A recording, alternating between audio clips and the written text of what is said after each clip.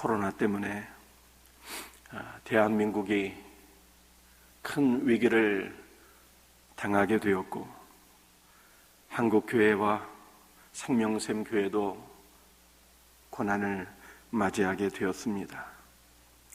교회가 회복되는 시점이었는데 이런 일이 생겨서 슬픔과 참담함을 말로 표현하기가 어렵습니다.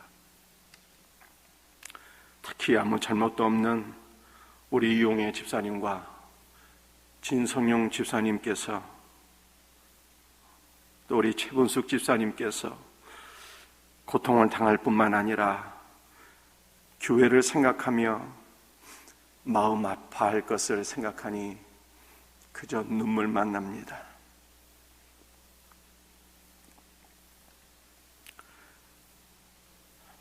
사무엘상 30장 말씀을 보면 다윗도 인생 최대의 위기를 만나게 되었으나 나의 하나님 여호와 안에서 주님의 은혜를 힘입어 담대하게 모든 위기를 극복하게 되었습니다. 현재 대한민국은 신천지 때문에 사단이 일어나게 되었으나 신천지가 온 천지에 가득하게 된 것은 한국교회 책임이니 목회자인 저부터 하나님 앞에 눈물로 회개합니다. 우리 교회가 실로 큰 어려움을 당하게 되었으나 예수 그리스도의 은혜와 사랑으로 서로를 위하며 교회 공동체의 위기를 함께 극복할 수 있는 은혜가 있기를 주님의 이름으로 부탁드립니다. 누가복음 18장 말씀을 보면 예수님은 제자들에게 가난한 과부와 재판관의 이야기를 말씀하시면서 인자가 올 때에 믿음을 보겠느냐라고 말씀하셨습니다. 이 말씀은 종말에 약속의 말씀을 붙잡고 기도함으로 응답을 받을 자가 있겠느냐, 하나님의 사랑과 신실하심을 바라보며 기도의 응답을 받을 자가 있겠느냐는 뜻입니다. 주님의 말씀은 두 가지 의미를 내포하고 있는데, 첫째는 종말에, 즉 혼란의 시간에 믿음으로 기도하며 기도의 응답을 받을 성도가 없다는 뜻입니다. 그리고 두 번째로는 그럼에도 불구하고 너희는 그러기를 바란다는 주님의 마음이 담겨 있습니다. 다른 사람은 몰라도 제자인 너희는 약속의 말씀을 붙잡고 하나님의 신실하심과 사랑을 의지하며 기도의 사람이 되기를 바라신다는 우리 주님의 마음이 담겨 있는 말씀입니다. 환난과 고난의 시간에 우리 성도들이 예수 그리스도의 말씀을 붙잡고 하나님의 신실하심을 의지하며 믿음으로 기도해서 응답받는 우리 복된 삶으로 나가기를 주 예수의 이름으로 축복합니다. 참으로 기도할 수 없을 때, 기도가 안 나올 때 선하신 주님, 신실하신 주님을 바라보는 것이 기도입니다. 이스라엘 백성들은 광야에서 죽음의 위기 가운데 놓였을 때 장대에 높이 달린 불뱀을 바라보기만 했는데도 구원을 받았습니다. 오늘 우리도 위기 가운데 있지만 주님의 신실하심을 사모하며 주님을 바라보기만 해도 주님께서 우리를 구원해 주시는 놀라운 역사를 경험하게 될 것을 믿습니다. 이와 같은 은혜가 우리 사랑하는 생명샘교회 모든 성도들의 삶 속에서 경험되어지기를 주 예수의 이름으로 축복합니다. 오늘 본문 말씀 에베소서 6장 18절 말씀을 제가 다시 한번 읽어드리겠습니다. 모든 기도와 간구를 하되 항상 성령 안에서 기도하고 이를 위하여 깨어 구하기를 항상 힘쓰며 여러 성도를 위하여 구하라. 18절과 19절 말씀은 우리 성도들이 영적 전쟁의 승리를 위하여 반드시 필요한 것이 무엇인가를 보여주고 있는 말씀입니다. 그것은 바로 기도이죠. 기도는 성도들의 영적 무기인 전신갑주에는 속하지 않습니다. 그러나 하나님의 전신갑주가 더욱 견고해지고 영적 전쟁에서 보다 탁월한 능력을 발휘하도록 하는 것이 바로 기도인 것입니다. 사도 바울은 18절 말씀 안에서 성령 안에서 기도하라고 말씀하셨어요. 이것은 기도하는데 이 기도함이 현재형으로 되어 있습니다. 늘 기도해야 된다는 뜻입니다. 성도는 어제나 오늘이나 영원토록 기도해야 됩니다. 기도는 영혼의 호흡입니다. 호흡이 끊어지면 육신의 죽음이 오는 것처럼 기도가 끊어지면 영적으로 죽는 것입니다. 저는 참으로 코로나가 두렵지 않았습니다. 그러나 생명샘교회 예배가 끊어지고 기도가 끊어지는 것이 참으로 두려웠습니다. 자랑스러운 한국교회는 고난의 시기에 더욱 기도하곤 했습니다. 일대 통치하에서도 기도와 주일 성수를 포기하지 않았습니다. 6.25 전쟁 중 피난처에서도 결코 주일 성수와 예배 드림을 포기하지 않았습니다. 박해와 어려움이 가중되면 가중될수록 더욱더 처절하게 간절하게 기도와 예배를 드렸습니다. 오늘 우리는 코로나로 인해서 불가피하게 가정에서 동영상으로 예배를 드리게 되었습니다. 그러나 우리의 마음은 이전보다 더욱 주님을 사모하며 진실된 마음으로 예배 드려야 될 줄로 믿습니다. 그리고 이 고난의 시기가 속히 지나가고 우리 모든 성도들이 다시 함께 모여서 기도하고 예배 드릴 수 있는 복된 주일이 올 수 있기를 간절히 사모하고 그렇게 되어지기를 주님의 이름으로 축복드립니다. 폴 캐스라고 하는 신학자는 각 전신갑주의 각 부분은 기도를 통해서 덧입혀진다고 말씀했습니다. 구원의 투구와 의의 흉배와 진리의 띠와 복음의 신발과 믿음의 방패와 성령의 검이 기도를 통해서 성도들에게 영적인 무기로 주어지고 장착이 된다고 그렇게 말씀한 것입니다. 세계적인 신학자 F.F. 브루스는 기도하는 것은 악한 영을 대적하는 것이라고 말씀했습니다. 기도함으로 하나님의 전신갑주가 우리 모든 성도들에게 더욱더 견고해지고 그리고 기도함으로 말미암아 악한 영들과의 영적 전쟁에서 승리할 수 있는 복된 삶으로 나갈 수 있기를 주님의 이름으로 축복드립니다. 사도 바울은 오늘 본문 18절 말씀에서 항상 기도하라고 말씀했습니다. 항상 기도하라고 하는 것은 모든 시간 또는 모든 기회 안에서 그 기회를 놓치지 말고 기도해야 된다는 뜻입니다.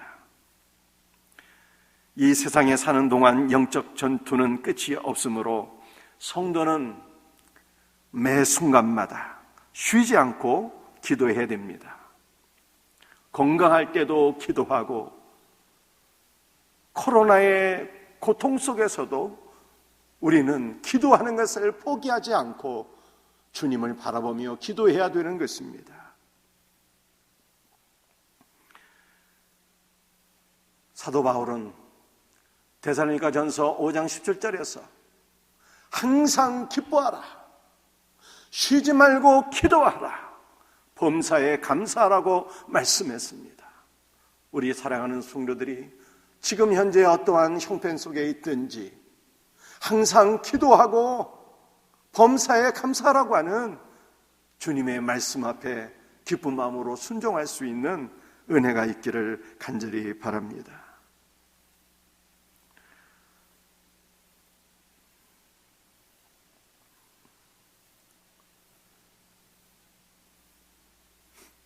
저는 오늘 음성 판정을 받기 전에는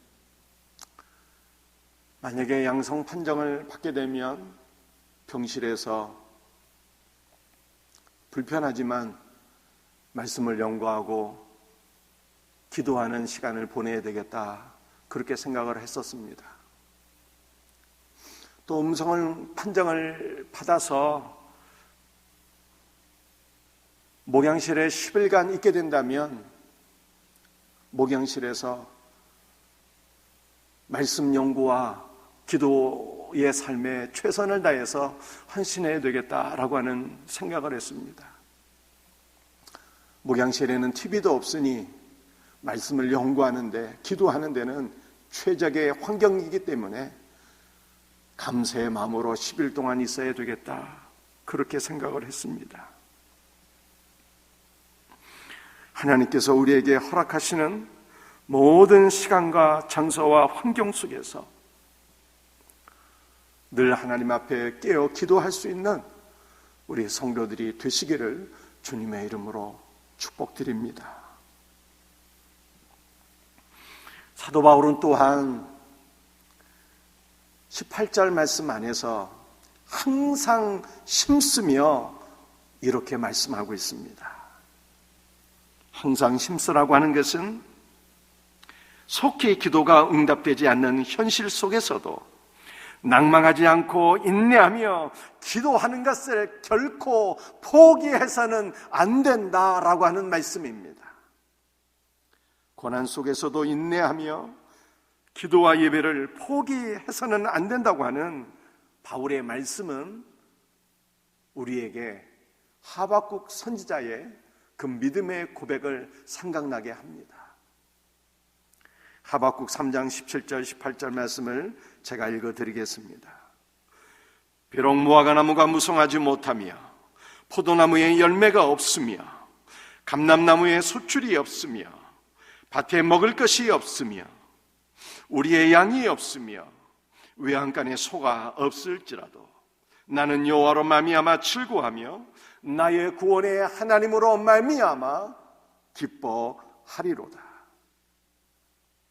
하박국 선지자의 고백은 어떠한 어려움에도 불구하고 하나님의 말씀을 신뢰하며 오히려 구원의 하나님으로 인하여 기뻐하고 즐거워하겠다라고 하는 선지자 하박국의 신앙의 고백인 것입니다. 팔레스타인에서 무화과와 포도와 감람나무는 가장 대표적이고 중요한 유실수들입니다. 이런 나무들이 열매도 소출도 없다면 가정 경제를 유지할 수 없는 그야말로 절망적인 상황입니다. 그런데 선지자 하박국은 이러한 나무의 열매들이 잠깐이 아니라 영원히 없을지라도 나는 구원의 하나님으로 말미암아 영원히 기뻐하고 주를 찬송할 것이라, 이렇게 고백을 한 것입니다.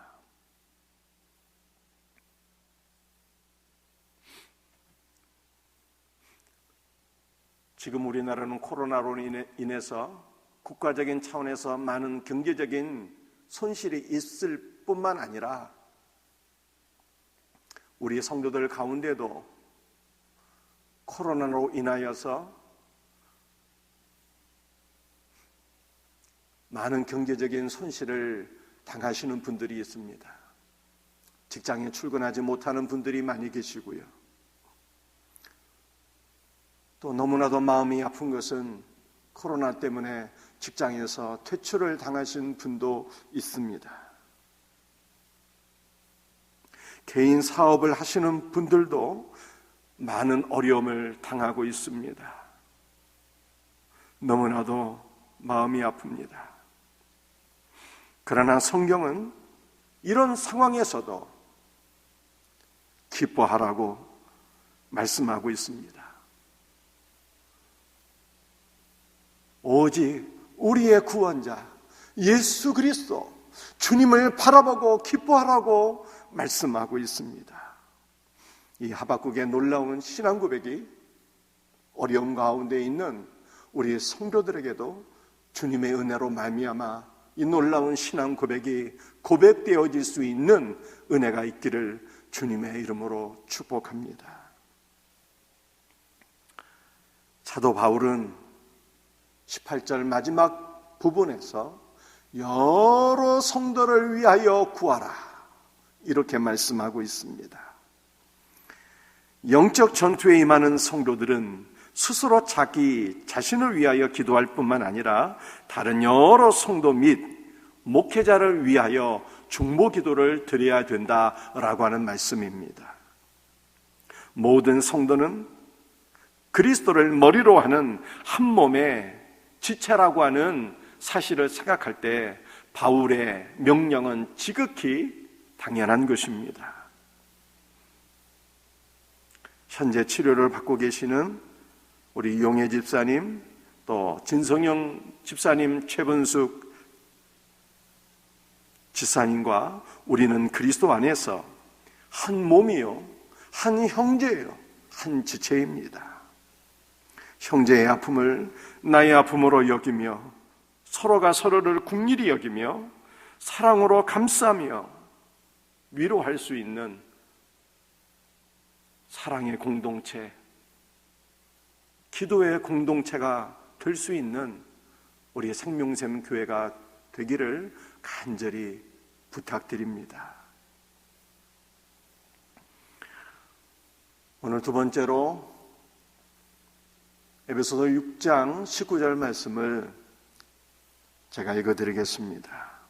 또 나를 위하여 구할 것은 내게 말씀을 주어 나로 입을 열어 복음의 비밀을 담대히 알리게 하옵소서 할 것이니.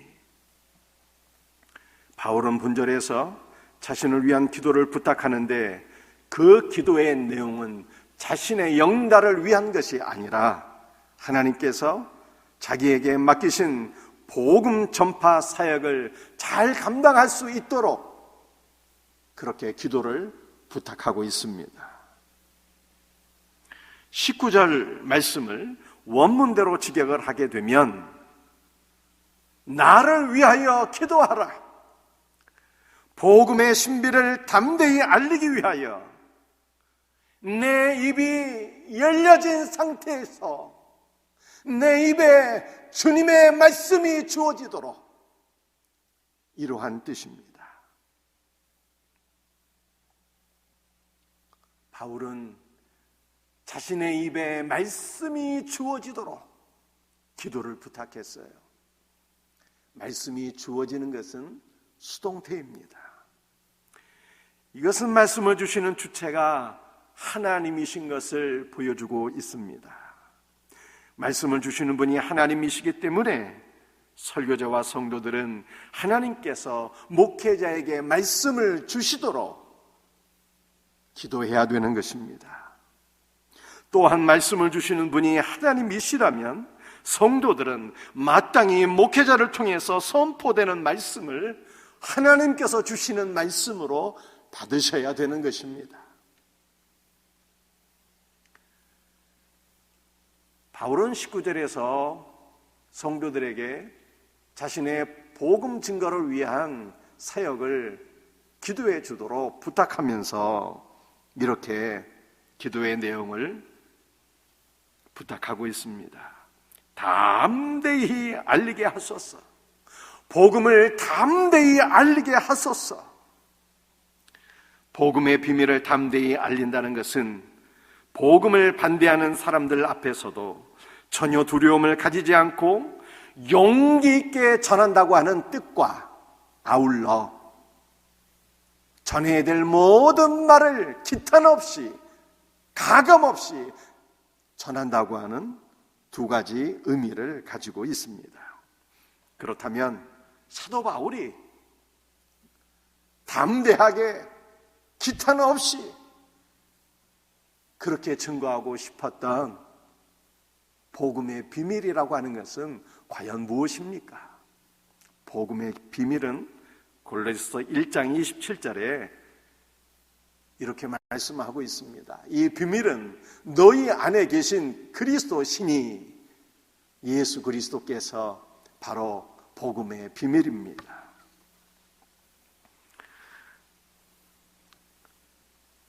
복음의 비밀 대신 예수 그리스도에 대하여 로마서 1장 16절은 이렇게 말씀하고 있습니다. 내가 복음을 부끄러워하지 아니하노니 이 복음은 모든 믿는 자에게 구원을 주시는 하나님의 능력이 됨이라. 복음은 우리 안에 구원을 이루어 주시는 하나님의 능력이신 예수 그리스도입니다. 하나님의 능력에는 두 가지가 있습니다. 첫째는 파괴적인 능력이고 두 번째는 구원의 능력입니다. 우리 예수님은 세상을 향해서는 심판의 능력으로, 택함을 받은 우리 성도들을 위해서는 구원의 능력으로 이 땅에 오셨습니다. 그러므로 그리스도 안에 있는 성도들에게는 복음이 언제나 기쁜 소식인 것입니다. 우리 안에 거하시는 그리스도는 진정 우리를 구원하시는 하나님의 능력이십니다. 그리스도는 전능하신 능력으로 우리 안에서 일하시고 우리의 구원을 이루어 가시고 우리를 온전히 치유해 주시는 분임을 믿으시기를 바랍니다. 그러므로 우리 성도들은 우리의 구원의 능력이신 주님을 바라보고 의지하고 언제나 주 예수 그리스도를 믿는 믿음 안에 거해야 되는 것입니다. 우리가 예수 그리스도 안에 거하면 주님께서는 반드시 전능하신 능력으로 저와 우리 모든 성도들의 구원의 완성을 이루어 가시고 그분께서 우리를 온전케 하시며 연약한 자들을 치유하시는 능력을 베풀어 주실 것을 확실히 믿습니다.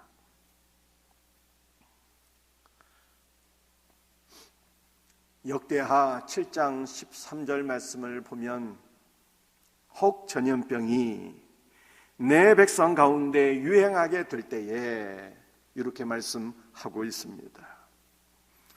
유행하게 된다는 것은 하나님께서 전염병을 특별한 사명을 위해서 보냈다고 하는 뜻입니다. 따라서 전염병은 자연 발생적으로 생겨난 것이 아니라 이스라엘 백성들의 죄악을 징계하시고 그들에게 회개의 기회를 주시고자 하나님께서 특별한 목적을 가지고 직접 보내셨다고 하는 뜻입니다. 코로나는 누구의 잘못도 아닙니다. 그러나 신천지가 극성인 것은 목회자인 저의 책임이요 우리 모두의 책임입니다. 한국교회가 회개하라고 보내신 주님의 징계로 받아들여야 합니다. 그러므로 우리는 철저히 회개해야 합니다. 무엇을 회개해야 될까요? 현재 우리나라는 코로나로 사망하신 분이 17분입니다. 죽으면 물질이 무슨 소용이 있습니까? 아무런 소용이 없는 것이죠. 그럼에도 불구하고 예수를 믿는 신자들조차도 삶의 유일한 목적이 부자가 되는 것을 목표로 하고 있습니다.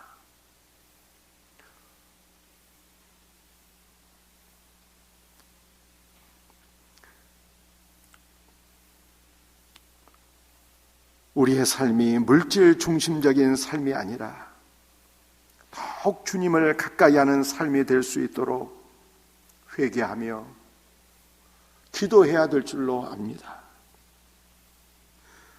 성도들에게 하나님의 징계는요, 징계로 끝나지 않습니다. 하나님의 능력은 세상을 향해서는 심판의 능력이지만 하나님의 전능하신 능력은 성도를 향해서는 구원의 능력이 되기 때문입니다. 하나님께서 코로나를 통해서 한국교회를 회개시키기를 원하시고 역사하고 계시는 줄 믿습니다. 우리가 하나님 앞에 철저히 회개하게 될 때 우리 주님께서 우리를 안아주시고 회복시켜 주실 것을 믿습니다. 역대하 7장 13절 말씀을 보면 이렇게 말씀하고 있습니다. 내 이름으로 일컫는 내 백성이 그들의 악한 길에서 떠나 스스로 낮추고 기도하여 내 얼굴을 찾으면 내가 하늘에서 듣고 그들의 죄를 사하고 그들의 땅을 고칠지라. 우리가 하나님 앞에 전염병이 있게 될 때 스스로 낮춰야 된다고 말씀하고 있습니다. 스스로 낮춘다고 하는 것은 겸손한 마음을 갖고 하나님 앞에 살아야 된다라고 하는 뜻은 아닙니다. 스스로 낮춘다고 하는 것은 전적으로 주님만 바라보고 의지하고 신뢰하는 삶으로 나가야 된다는 뜻입니다. 나의 지식을 의지하는 것도 아니고 세상의 물질을 의지하는 것도 아니고 나의 생사화복이 오직 주님께 달려있는 것을 믿고 주님만은 바라보고 주님만 의지해야 된다고 하는 뜻입니다. 우리가 주님을 전적으로 의지하면 주님은 우리의 죄를 사해 주시겠다고 말씀하셨습니다. 죄가 무엇입니까? 역대하 7장에서 말씀하고 있는 죄는 무슨 윤리적이고 도덕적인 죄를 가리키고 있는 것이 아닙니다. 우리가 물질을 사랑하고 하나님을 멀리했던 것, 주님을 바라보지 않았던 것, 의지하지 않았던 것, 기도하지 않았던 것, 바로 주님과의 관계를 의미하는 것입니다. 우리가 다시 주님께로 돌아가서 전적으로 주님을 신뢰하고 의지하고 바라보게 될 때 주님은 우리의 죄를 사해 주시겠다고 말씀하셨습니다. 그리고 우리가 전적으로 주님을 바라볼 때 주님은 우리의 죄를 사하실 뿐만 아니라 이 땅을 고쳐주시겠다고 말씀하셨어요. 결국 우리가 주님을 의지하게 되면 주님께서 우리의 죄와 더불어 우리의 처한 환경을 고쳐주시겠다고 하는 말씀입니다. 대한민국을 바라보게 되면 지금 대한민국은 사람이 살 수 있는 환경이 아닙니다. 공장이 가동을 중지하고 있고 기업체마다 다 문을 닫고 있으며 병원은 사람들로 넘쳐나고 있고 많은 사람들이 질병의 공포 속에 살아가고 있습니다. 우리의 조상들이 물려주신 아름다운 금수강산이 이렇게 황폐하게 된 것이 바로 우리의 죄 때문이라고 성경이 말씀하고 있어요. 무슨 윤리적인 죄를 의미하는 것이 아니라 우리가 하나님을 멀리하고 세상 물질을 사랑하고 그렇게 살았기 때문에 이 땅이 이렇게 황폐하게 된 것을 말씀하고 있는 것입니다. 우리가 다시 하나님께로 돌아가서 주님을 의지하고 전적으로 기도하고 믿음으로 살 때 우리 주님은 우리의 죄를 사해 주시고 이 땅을 고쳐주시겠다고 말씀하셨습니다. 우리 예수 믿는 신자들은 코로나의 환경 속에서 단순히 의학적으로 예방에 철저하고 조심하고 또 그렇게 살아야 되겠지만 단순히 우리가 그렇게 처신한다면 어찌 믿음의 사람이겠습니까? 오늘 주님께서 역대하 7장에서 주신 말씀처럼 전염병은 하나님께서 뜻하신 목적이 있어서 보내셨다고 말씀하고 있는데 그것은 바로 우리가 주님께로 돌아가기를 원하시는 것입니다.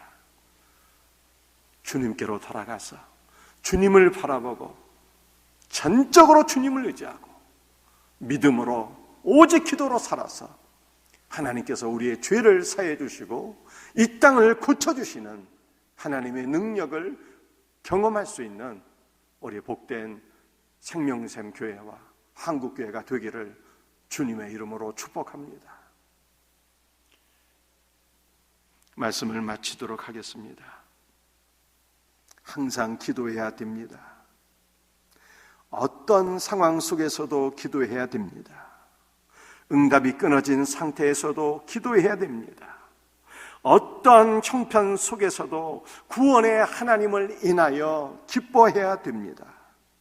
더욱더 겸손하며 회개하며 주님을 신뢰하며 주님을 전적으로 의지하며 기도와 예배의 삶으로 나갈 수 있는 성도들이 되시기를 주님의 이름으로 축복합니다. 우리의 삶이 황폐해진 이 환경 속에서 하나님께서 코로나를 보내신 이유와 목적을 묵상해 보면서 우리가 하나님 앞에 하나님과의 관계를 재정립하며 철저히 믿음으로 기도로 살아갈 수 있는 우리 성도들이 될 수 있기를 예수 그리스도의 이름으로 축복합니다.